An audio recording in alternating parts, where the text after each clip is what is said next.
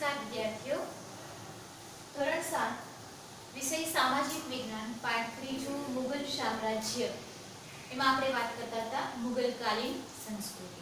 અગાઉ જે છે એ આપણે મુગલ સામ્રાજ્યની જે રાજ્ય વ્યવસ્થા છે એની જે મહેસૂલી વ્યવસ્થા છે એની વાત કરી. આજે જે છે આપણે મુગલકાલીન સંસ્કૃતિની વાત છે કરવાના છે. હવે અકબરની વાત જે છે એ આપણે કાલે કરતા હતા કે એના જ દ્વારા જે છે મુગલ સામ્રાજ્યની સ્થાપના જે છે એ સારી રીતે કરેલી જોવા મળે છે. હવે મુગલકાલીન જે સંસ્કૃતિની વાત કરીએ તો મુગલ યુગમાં જે છે એ ભારતીય સંસ્કૃતિનો બહુમુખી વિકાસ છે એ થયેલો જોવા મળે છે.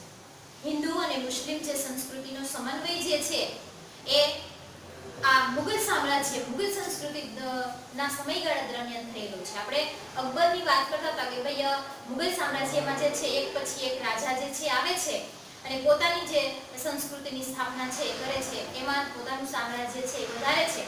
પણ અહીંયા જે છે એ અકબર આવે છે. એ અકબર એક એવા રાજા હતા કે જે કોઈ પણ જાતનો જાતિપાતિનો ભેદભાવ રાખ્યા વગર હિન્દુ મુસ્લિમ જે સમન્વય છે કરે છે, યાની કે જે સારા અને બુદ્ધિશાળી વ્યક્તિઓ જે છે એને પોતાના સામ્રાજ્યમાં પોતાના રાજ્યમાં છે એ સ્થાન આપે છે, જેને ગંગા જમુના સંસ્કૃતિ તરીકે પણ ઓળખવામાં આવે છે. આ મુગલ યુગ દરમિયાન જે હિન્દુ મુસ્લિમ સંસ્કૃતિનો સમન્વય થાય છે એ જે સંસ્કૃતિ છે એને ગંગા જમુના સંસ્કૃતિ તરીકે પણ ઓળખવામાં આવે છે. મુગલોએ જે અનેક કિલ્લાઓ, મહેલો, દરવાજા, મસ્જિદો અને બગીચાઓની સ્થાપના છે એ કરેલી જોવા મળે છે. હવે બાબરે જે છે એ આગ્રા અને લાહોરમાં જે છે એ બગીચાનું નિર્માણ છે. હવે શેરશાહ જે છે એ સારામાં સારા જે મકબરો અને દિલ્હીના મસ્જિદો છે એ બંધાવ્યા. હવે બાબરે જે છે એ આગ્રા અને લાહોરમાં બગીચાનું નિર્માણ કરાવ્યું અને શેરશાહ નામના જે રાજા છે જે એણે મકબરો અને દિલ્હીની મસ્જિદ છે એ બંધાવેલી જોવા મળે છે. અકબરે જે છે એ આગ્રાનો કિલ્લો બંધાવ્યો હતો અને આગ્રાની જે 36 કિમી દૂર ફતેહપુર સિકરીની જે વિશિષ્ટ બાંધકામ છે એ બાબર દ્વારા કરાવેલું જોવા મળે છે, જેમાં ગુજરાત વિજયની યાદમાં બંધાવેલો બુલંદ દરવાજો.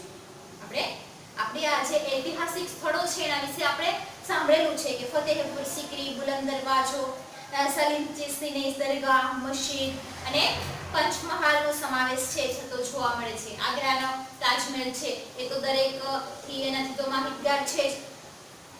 જહાંગીરના સમયની વાત કરીએ તો જહાંગીર જે છે એણે પોતાના સમયમાં જે છે એ સંગમરમર નો જે બાંધકામ જે છે એ કરાવેલું જોવા મળે છે.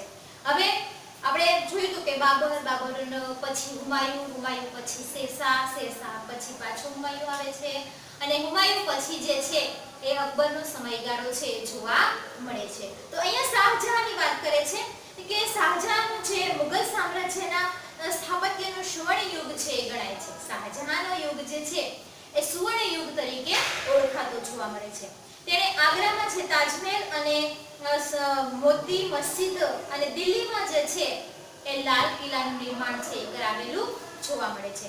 હવે ઔરંગઝેબની વાત કરીએ તો પોતાની પત્નીની યાદમાં જે છે એ ઔરંગઝેબના રાબિયા ઉદ દૌરાનો જે મકબરો જે છે એને બંધાવેલું છે. ઔરંગઝેબ જે છે એ દિલ્હીના મુગલ સામ્રાજ્યની વાત કરીએ તો છેલ્લા શાસક જે છે એ ઔરંગઝેબ ગણાય છે. એણે જે છે પોતાની પત્નીની યાદમાં છે એ રાબિયા ઉદ દૌરાનો જે મકબરો છે એ બંધાવેલો જોવા મળે છે. જેવી રીતે શાહજહાં છે એણે પોતાની પત્ની મુમતાઝની યાદમાં જે છે એ તાજમહેલ છે એ કલાત્મક રીતે બંધાવેલો જોવા મળે છે.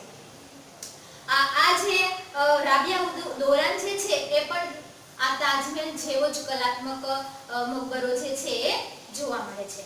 હવે આપણે આ તો એના બાંધકામની જે છે એને કલા ક્ષેત્રે જે કરેલું હતું સ્થાપત્ય જે છે ઐતિહાસિક સ્થળોની વાત છે આપણે કરતા હતા. હવે જે છે આપણે ચિત્રકલાની વાત કરીએ કે મુગલ સામ્રાજ્ય દરમિયાન જે છે એ ચિત્રકલાનું જે છે મહત્વ કેવું જોવા મળતું હતું. તો મુગલ ચિત્રકલા વિશ્વવિખ્યાત હતી. જહાંગીરના સમયની જો વાત કરીએ તો મુગલ શાસકો જે છે એ ઉત્તમ ચિત્રકારો દિલ્હીમાં આમંત્રિત કરતા હતા અને અકબરના સમયમાં જે છે એ જસવંત અને બશાવર નામના જે મહાન ચિત્રકારો હતા જે છે એ ફારસીની કથાઓ, મહાભારતના અનુવાદિત પુસ્તકો અને અકબરમાં જે પુષ્કળ સુંદર ચિત્રો જે છે એ દોરેલા જોવા મળે છે. જહાંગીરનો મંસૂર નામનો જે ચિત્રકાર વિશ્વ વિખ્યાત હતો. જે જહાંગીરના સમયમાં જે છે એ મંસૂર નામનો જે ચિત્રકાર છે એ આખા વિશ્વમાં જાણીતા હતા. જહાંગીરે એક ચિત્રશાળાની પણ સ્થાપના છે કરાવેલી જોવા મળે છે. હવે આ સમયે જે છે રાજસ્થાન, ગુજરાત, પંજાબ, હિમાચલ પ્રદેશ અને દક્ષિણની વાત કરવામાં આવે તો આ બધા જે રાજ્યો છે એમાં પણ ચિત્રકળાનો ખૂબ મોટો વિકાસ થયેલો જોવા મળતો હતો.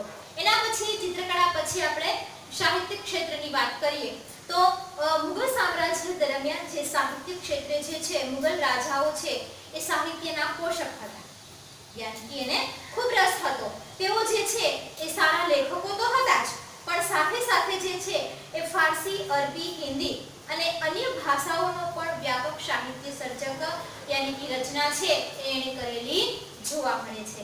એના પછી જે છે એ આપણે અબુલ ફઝલ નામના છે એની વાત કરીએ કે અકબરનામા નામના જે ગ્રંથમાં જે છે એ અકબરની જીવન કથા જે છે એ કોણે લખેલી જોવા મળે છે તો કે આ અબુલ ફઝલ જે છે એણે આ અકબરની આત્મકથા જે છે એ નામનો ગ્રંથ જે અકબરનામા નામનો ગ્રંથ છે એને લખેલો જોવા મળે છે. તેણે જે છે ભારત મહાભારતનો પણ અનુવાદ જે છે કરેલું જોવા મળે છે. ભારતીય ભાષાઓમાં શ્રી કૃષ્ણના જીવન પર આધારિત ઘણું સાહિત્ય રચાયું હતું. મરાઠીમાં એકનાથ જ્ઞાનેશ્વર અને સ્વામી રામદાસે ભક્તિ સાહિત્યની પણ રચના કરેલી જોવા મળે છે. યાની કહી શકાય કે ભાઈ મુઘલ સામ્રાજ્ય દરમિયાન, મુઘલ શાસન દરમિયાન જે છે એ ચિત્રકલા, સાહિત્ય ક્ષેત્રે અને સંગીત ક્ષેત્રે પણ એટલું જ મહત્વ છે જોવા મળતું હતું. અકબર સંગીતનો જ્ઞાતા હતો. અકબર જે છે એ સંગીતના ખૂબ જ શોખીન જોવા મળતા હતા.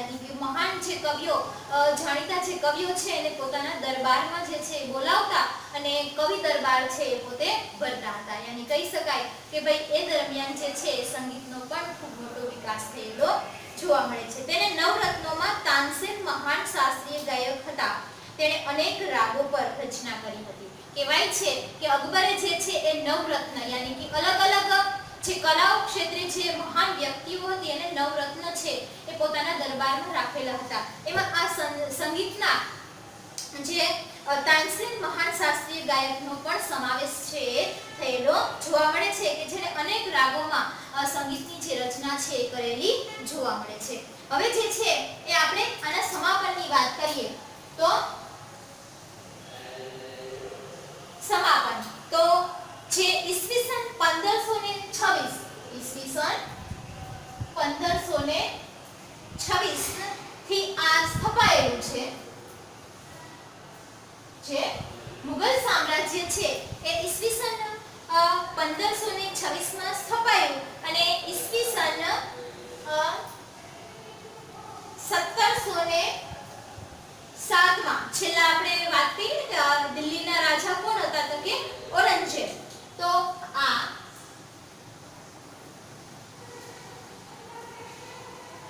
ઔરંગઝેબ જે છે એ છેલ્લા રાજા ગણાય છે. હવે આ ઔરંગઝેબનું જે મૃત્યુ થાય છે એના પછી જે છે એ આ મુઘલ સામ્રાજ્યનો અંત જે છે થતો જોવા મળે છે. યાની કે ઈસવીસન 1526 માં જે સ્થપાયેલું મુઘલ સામ્રાજ્ય છે એ 1707 માં ઔરંગઝેબના મૃત્યુ બાદ તેનું પતન થાય છે.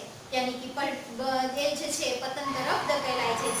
શક્તિશાળી શાસકના અભાવે ભારત નાના નાના રાજ્યોમાં વહેંચાઈ ગયું અને જેમાં મુઘલ વંશનું નિર્બળ શાસક હૈદરાબાદના નિઝામ, બંગાળ બિહારના નવાબ, રાજસ્થાનના રાજપૂત રાજ્યો, મરાઠા પંજાબનું શીખ રાજ્ય વગેરેનો સમાવેશ છે થાય છે. અને પછી જે છે એ ભારતના જે રાજ્યો છે એ રજવાડાઓમાં યાની કે નાના નાના જે વિભાગોમાં વહેંચાઈ જાય છે અને એના અલગ અલગ રાજાઓ જે છે એ સ્થપાતા જોવા મળે છે. મરાઠા જે છે, મુગલો જે છે, હિન્દુઓ જે છે, શીખ જે છે, બધા રાજાઓ છે એ સામે આવે છે.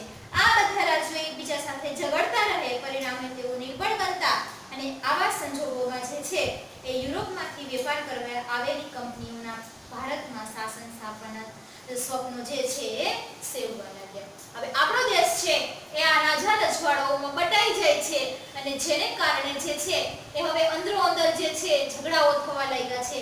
રાજાઓ છે એકબીજાના વિરોધી બનતા જાય છે અને જેને કારણે જે છે વિદેશમાંથી આવેલા અંગ્રેજો જે છે એ વેપાર કરવાના અર્થે આવે છે, પણ અહીંયાનું જે વાતાવરણ જુએ છે એટલે પગ પેસારો કરે છે. યાની કે પોતે જે છે એ પોતાનું સામ્રાજ્ય સ્થાપવાના સ્વપ્ન છે એ હવે જોવા માંડે છે કે ભાઈ આ તો અંદરો અંદર જ ઝઘડાઓ કરે છે, તો આમાં આપણે ફાવી જશું એમ કરી અને એ પોતે જે છે પોતાનું સામ્રાજ્ય સ્થાપી દે છે. અહીંયા આપણો આ પાઠ છે એ પૂરો થાય છે. આ પાઠનું સ્વાધ્યાય જે છે એ આપણે બાકી નોટમાં લખવા